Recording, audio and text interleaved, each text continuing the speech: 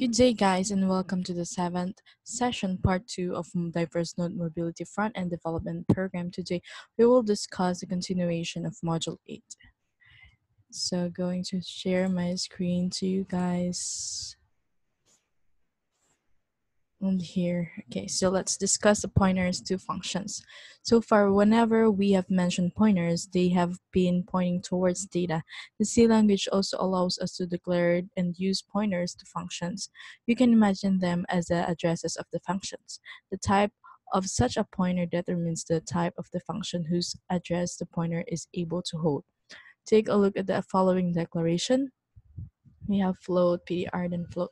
Despite its advantages, declaring a variable as a register has its limits. Here are some of the restrictions. It declares a variable named PDR designed to point to the functions, and not all of them, but only to those which have one parameter of type float, and returns a result of type float. Don't worry, we will explain the syntax of this declaration soon. Okay, pointers to function assigning a pointer. Let us assume we have written two functions corresponding to this prototype.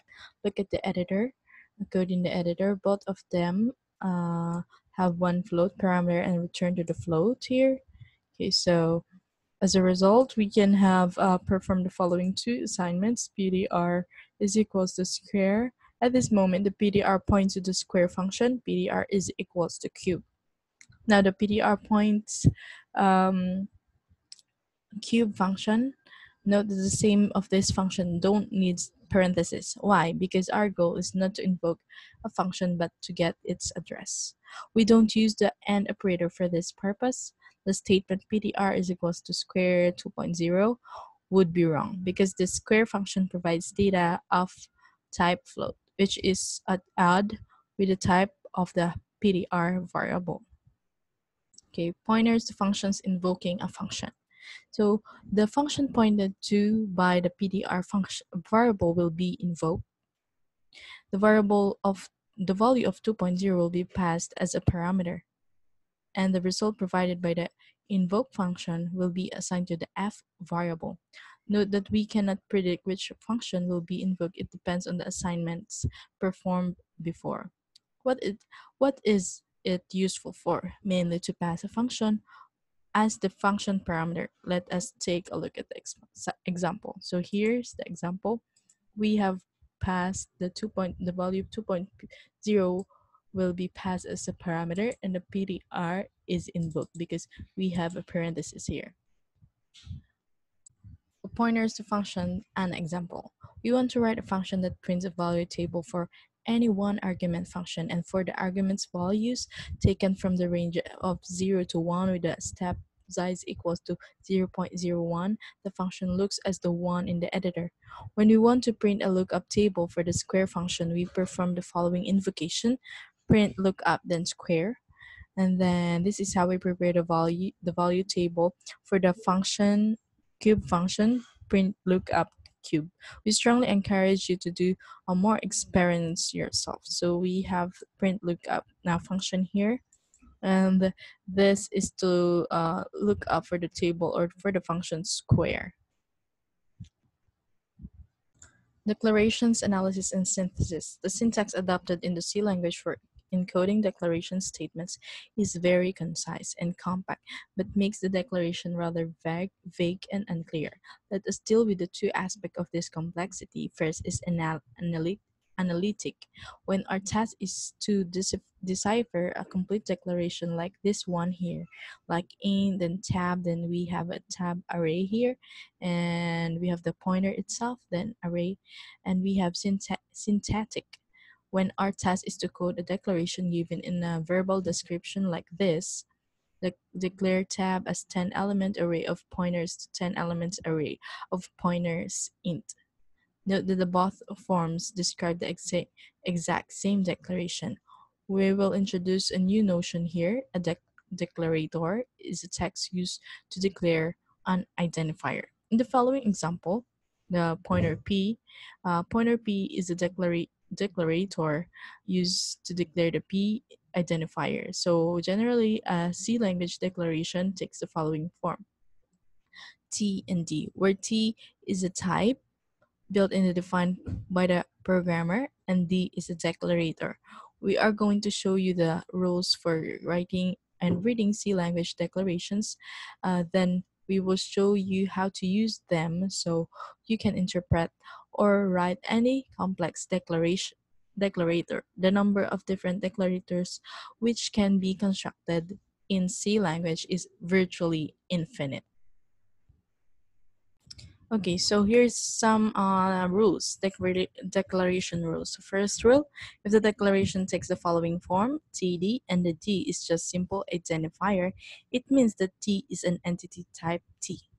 So for rule number two, if the declaration takes the following form, then T, D, and then we have an array here. So it means that the identifier contained in the D and declarator is an array of size n and the type T. So we have the rule 3. If the declaration takes the following form, T, then a pointer D, it means that identifier contained in the asterisk D declarator is a pointer to data of type T. And we have the rule number 4. This would be the last rule. If the declaration takes the following form, TD, then parenthesis, it means that the identifier contained in the D parenthesis declarator is a function whose return value is of type T. Note that the other declarators may appear inside parentheses specifying the types of function parameters.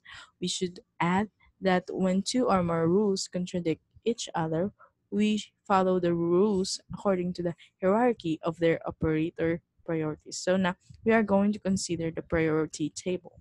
Okay, let's have an example. We always start our analysis from the point where the identifier is located. Take a look at the example here.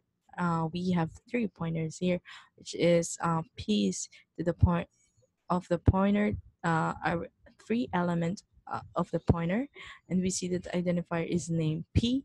We assume that P identifier of the pointer substring is a temporary D declarator, and using rule number 3, we find that the temporary result of our analysis is pointer. We can write it semi-formally as D then arrow pointer P. We remove the identifier declarator substring by replacing it with a temporary D declarator.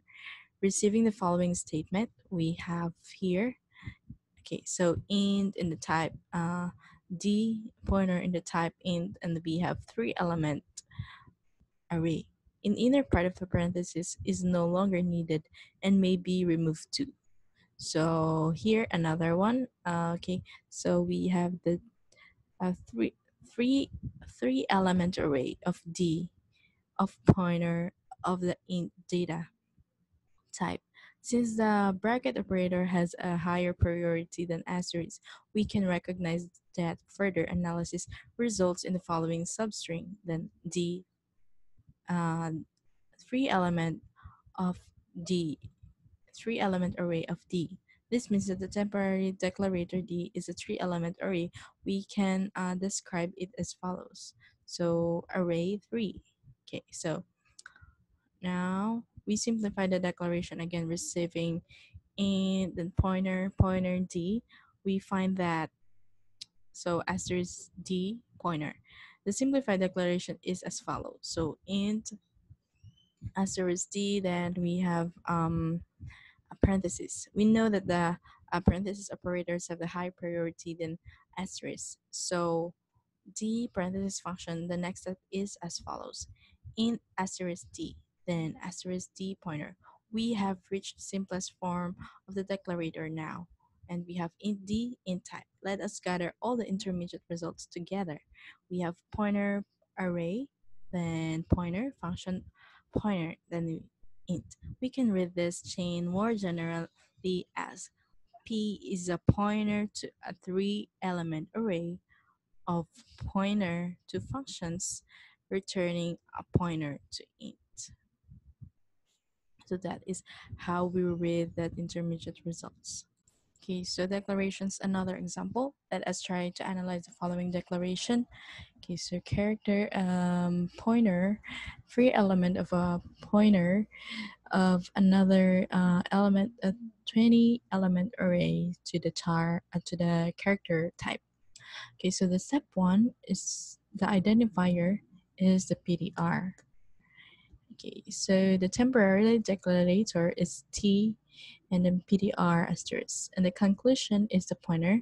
Simplified form is character, then asterisk D to the element uh, array 3 and 20 inside the outside the parenthesis. In the step 2, temporary declarator would be D3 and then array 3, then this is the simplified form. D asterisk and 20 array, and then we have step 3, temporary declarator, which is a D asterisk and then conclusion is the pointer. Simplified form is character D20. Uh, this is array. Okay, so step 4, temporary declarator, D to the 20. Conclusion is 20. Array 20, and then simplified form, char D. Conclusion, char type. The chain of the conclusion, pointer array 3, pointer array 20 char. The meaning of the declaration is PDR is a pointer to an array 3 element of pointers to an array 20 of character. Here's another declaration.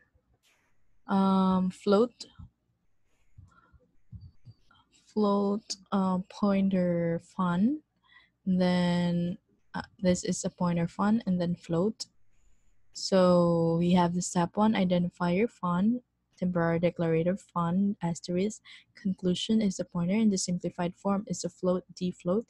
Step 2, temporary declarator to the D float. In conclusion, function 1 parameter of type float.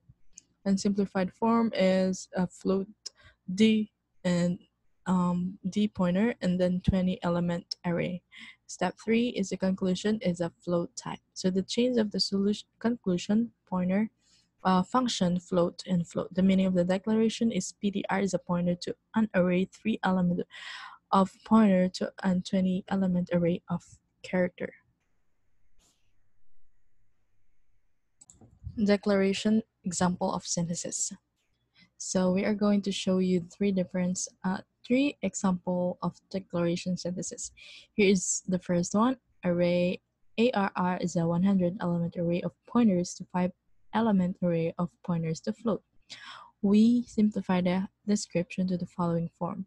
Array 100 and then pointer and then array 5 element and then pointer and then float. So we reverse the process receiving the following chains of the step. Step 1, array 100, D100. Then step 2, pointer. Then D, we are going to add asterisk in the front of it. And we have step 3, array 5. And we are going to add a parenthesis of it and then 5 outside of it. Don't forget the bracket. Then another one, the pointer. Of course, a pointer talks about asterisk, right?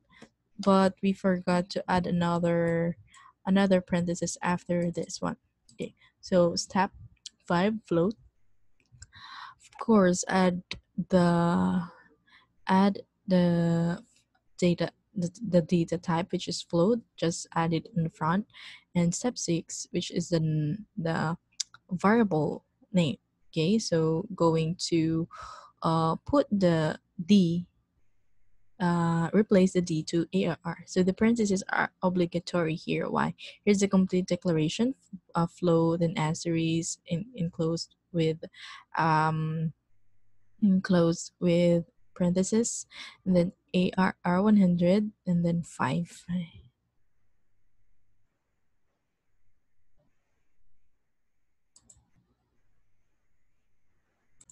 Okay, so the next example is PDR is a pointer to 5 element array of pointers to 10 element array of int. We simplify the description to the following form. Pointer array 5, then pointer array 10, then int. The synthesis is step 1, pointer asterisk D, step 2, array 5, then asterisk D, then we have 5. And then step 3, array 5, then we are going to add 100 here. Oh, this is okay, so this is 10 only. And then asterisk D, then 100 then 5, array 10, then this is not 100, right? There is no 100 in the simplified description. So step 4, array 10, as pointer, another pointer d, then 5, then 10. Integer, which is the type, the data type. Okay, so int, then just add it in the front of it. And then step 6 would be the pointer. So all we need to do is replace the d to the pdr. Okay, so this is the complete declaration, and um, we have a pointer pdr to the 5 element array to the 10th element of the array. So that is how we synthesize the simplified description. So the last example is fun is a pointer to function with two parameters, char and int, returning a pointer to char. We simplify the description to the following form: the pointer function, then we have char and int, then pointer, then char. So the synthesis is step 1, the pointer. We are going to add the asterisk to d. Step 2, function char and int. Then we are going to add it after the pointer d, and we have the uh, step 3, pointer. Then just add the asterisk after that. And okay, and step 4 would be the char. Just add a data type and then fun. You're going to replace the d. Instead of d, we're going to make it fun. So char, pointer of fun, pointer, then char or int. Okay, so this would be the last part, the last slide for this module. And good job, you have completed the course. Congratulations, you have made it to the end of this course. We hope you've enjoyed our learning adventure and learn a whole lot of new, interesting, and useful things. So what next? Get C certified. Well, every learning process needs extensive work and a lot of energy. That is true. However, it also needs a solid foundation that give you a sense of completeness and achievement. Disciplined learners view certification as the final part of the learning process, as it's crucial and indispensable element. And we believe that all your efforts should be crowned by earning a professional and industrial recognized certification. Why? Because it will give you a competitive edge over others. It will let you stay motivated, and it will give you more professional satisfaction. So congratulations once again, guys, and this would be the end of our module 8. And for your and before taking the exam, I'm going to give you a reviewer or the pointers that you have to review before taking the final exam. So have a good day, guys, and thank you very much.